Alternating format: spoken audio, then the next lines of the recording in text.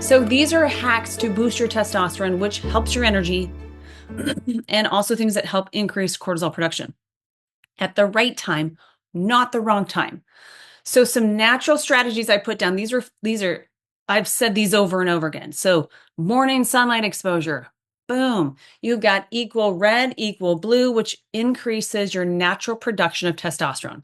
It mechanically goes into your body and it helps to regulate a whole host of hormetic functions, which is pretty um, miraculous. That our body takes light as information and makes actions happen in the body.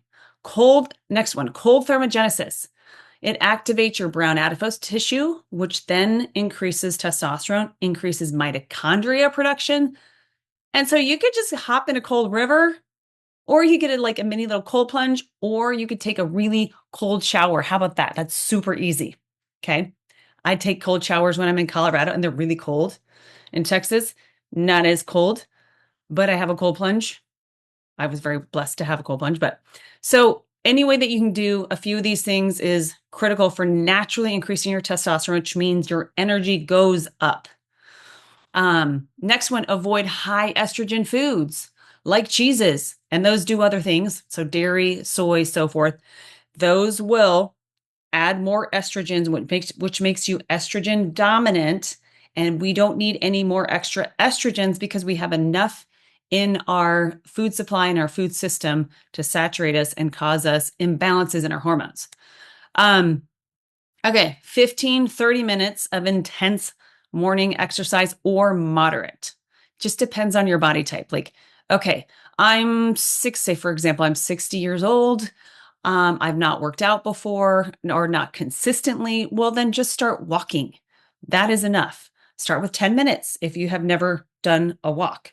If you are a consistent, like if you exercise consistently, but you do it in the afternoon and you're finding that your testosterone is pretty junky or is not topped off, or your cortisol is too high in the evening because you're doing this exercise late at night or later in the day, try flipping it to the morning. That will naturally increase your testosterone based on just biologically how your body wants to rev it up. And then the cortisol as well will go naturally up instead of going, for example, when you look at a graph, like way too high and then really, really low. You want to have this nice arch and then back down.